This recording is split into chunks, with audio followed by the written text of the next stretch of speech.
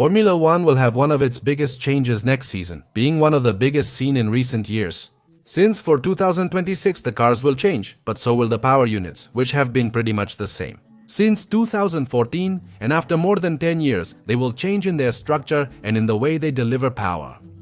And with this new regulation coming for the year 2026, it's time for us to tell you what Formula One will be like that year.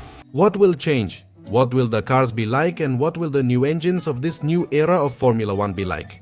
Which is just a few months away from starting. So, ladies and gentlemen, welcome to the analysis of the new Formula One single-seaters in 2026.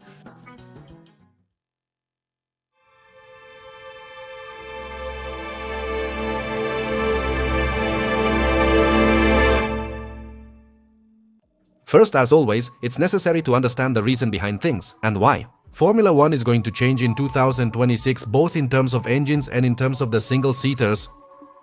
Well, Formula One changed its technical regulations to return to the ground effect era in 2022.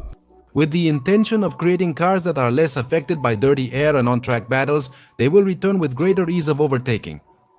However, the technical regulations failed in the area they proposed, and their cycle has come to an end after 4 years. And one of the most important things with this change is that for the first time in 10 years, the power units will change. Given Formula One's need to keep the current engine manufacturers and attract some new constructors. Since the hybrid units that arrived in 2014 failed in their attempt to bring in new engine manufacturers. In fact, we will lose Renault for 2016 and we almost lost Honda.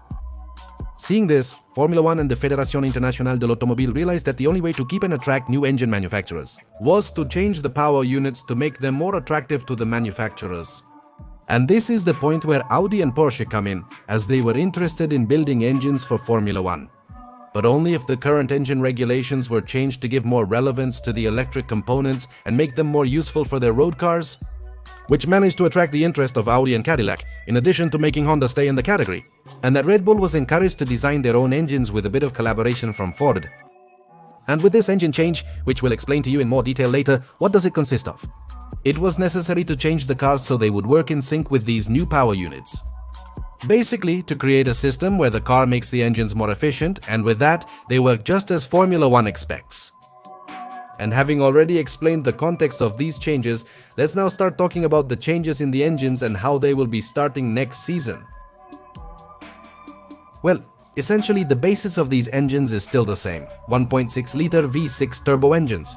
But where things change is in the hybrid section, which will be completely redesigned with these new power units. To achieve this system will be simplified, giving more importance to some components and eliminating others. And for example, one of the elements that is being eliminated is the motor generator unit, heat, which stands for motor generator unit, where the H is for heat. This system recovered thermal energy through exhaust gases and transformed it into electrical energy. And now this device is going to leave us for the afterlife. And now, the rest of the electrical components will have to play a bigger role in the hybrid section of these power units. For example, the motor generator unit, kinetic, which is the system responsible for generating kinetic energy through the brakes, which now for 2026 will triple its power to try to generate more electrical energy.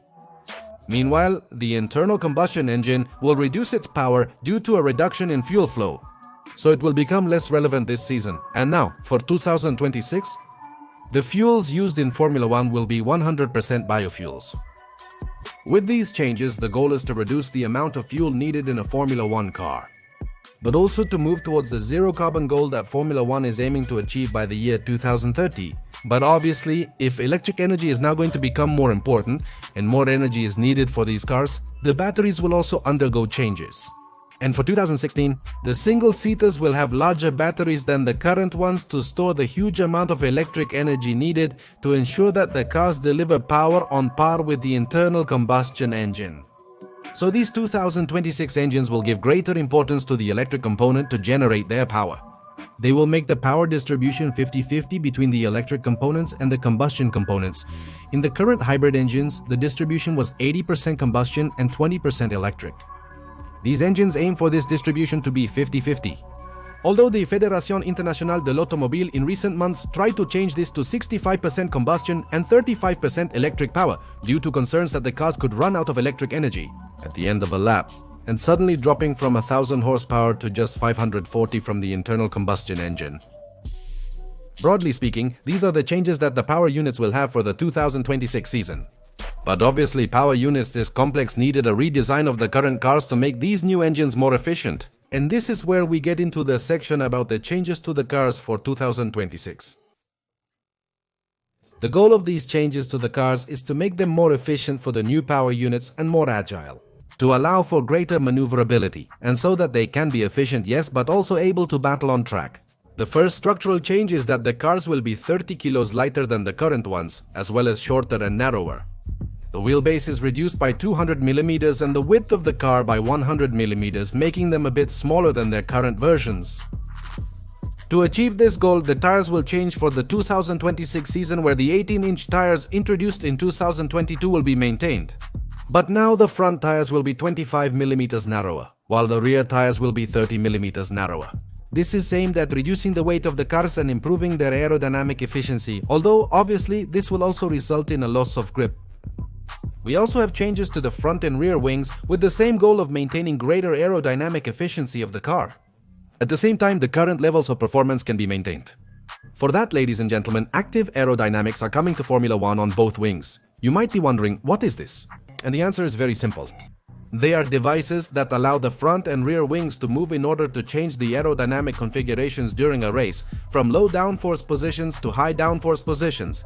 For this, the wings will switch to two positions, specifically X and Z. X is a low downforce mode that will move the wings to a lower position, opening up to allow for greater speed and efficiency on straights, generating low downforce.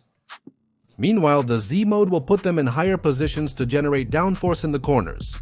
And these two modes will be activated throughout the entire lap, changing position depending on the characteristics of the circuit and where the single-seater is passing. Very similar to what happens with street cars. The big problem is that thanks to these new X and Z modes, DRS is no longer useful and will disappear as such. For the 2026 season, it will now be replaced by a new system called Manual Override System, which stands for Manual Override System, which will be something like a push-to-pass. Those familiar with IndyCar will understand this concept perfectly. For those who don't, it's like Nitro in the Fast and Furious movies. By means of an overtake button, the car will be allowed to release more electric energy, which will translate into more power. And with that, the attacking driver will have the chance to get an extra boost that allows him to overtake the driver in front. This system will work similarly to DRS once the attacking driver is within a certain distance of his rival. He will be able to activate this device to deploy more electric energy and with that, more power that allows him to overtake. Taking this out of the manual override of the available power from the motor generator unit, kinetic, and as I said, it will work like a DRS, which hasn't been specified exactly whether it will be limited to a particular zone of the circuit or simply when you're already very close to your rival. You can try to use this device either on a straight or in a corner. However, continuing with the changes to the front wings. These will now be 100 mm narrower and will have 3 elements with 2 flaps, while the rear ones will follow the same pattern, 3 elements with 2 flaps. But the Vega wings will be removed to improve airflow and thus reduce aerodynamic drag, to be able to generate higher speed and better stability, allowing drivers to stay close to their rivals with the intention of encouraging overtaking. The side pods for the 2026 season will also be redesigned. But one of the most important changes is that ground effect will no longer be provided through the tunnels. Venturi, since the floors of the 2026 season cars will go back to being flat, no longer needing super low setups that in previous years brought up the bouncing or porpoising problems in the cars that caused so many headaches for the teams. With this, obviously ground effect will be minimized and as a result, aerodynamic downforce will be lost. And the introduction of these new floors will be marked by some fences that will serve to redirect the air through the car and prevent dirty air from starting to surround the wheels. And it hits hard the car that's coming from behind. These are, broadly speaking, the changes that the cars will have in the 2026 season. The intention of these regulations is to make the new engines more efficient, but also to create more dynamic races. In addition to aligning with ecological practices and the path that the automotive industry is following. Although the initial concerns that many people in the paddock have are that these regulations will rely heavily on energy management, to avoid losing out on the straights and drastically dropping in speed, which could bring us back to races where overtaking is not possible or where excessive use of energy is not allowed, forcing drivers to even hold back their attacks even when they have other drivers within reach. Is that the biggest fear that Formula One has for the 2026 season? Although, among the positive aspects seen within the paddock is that this new Formula One will be less expensive and will have less technical complexity, which will allow for a more competitive environment within the category. In addition to bringing new manufacturers to the forefront who are interested in introducing this technology into their street cars. So, broadly speaking, these are the reasons and the changes that Formula One will have for the 2026 season. And as a brief summary to understand everything said so far, in the power units the changes are as follows. Greater relevance of electric power, being split 50-50 between electric power and combustion power. Larger and heavier batteries. Elimination of the motor generator unit. Heat lower fuel flow to reduce the importance of combustion power and the use of biofuels.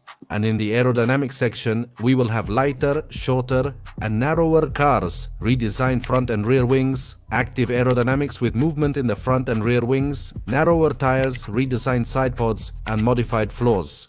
They will eliminate the venturi tunnels and will go back to being flat for the 2026 season. In summary, these are the changes that the cars will have. It will be one of the biggest revolutions in recent years where there is a lot of anticipation but also a lot of skepticism with this new Formula One, which will be born in a few months when the season begins. 2026. But ladies and gentlemen, with this, we finish today's short video analysis. But here's what I ask you. Do you like this new Formula One for 2016? Do these changes catch your attention? Do you think Formula One will get worse or better with these new technical regulations?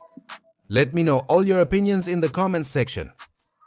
With nothing more to add, I say goodbye by telling you that if you like this video, give us a thumbs up, subscribe to this channel, turn on notifications so you know when I'm uploading a new video, and share this with your friends. Also, I invite you to follow us on our Instagram and Twitter accounts, the links to which will be in the description of this video. And I'll see you soon for more analysis and content here on your Skyline Racing channel. Thank you for tuning in, and see you later.